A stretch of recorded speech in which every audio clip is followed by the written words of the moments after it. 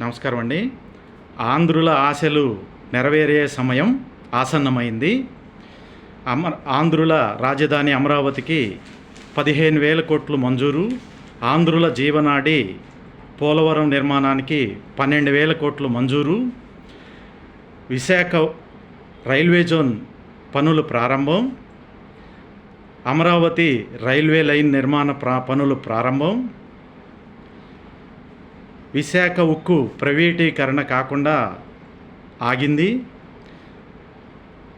గుంతలు పోయాయి, రోడ్లు వచ్చాయి. లూలు సంస్థ పెట్టుబడులతో వచ్చింది. టాటా గ్రూప్ సంస్థ పెట్టుబడులతో వచ్చింది. రిలయన్స్ సంస్థ పెట్టుబడులతో వచ్చింది. అలానే జిందాల్ సంస్థ సంప్రదింపులు జరుపుతుంది. ఆలోచించి ఓటేసిన ఆంధ్రుడు అభివృద్ధి వైపు అడుగులు వేస్తున్నాడు. నమస్కారం.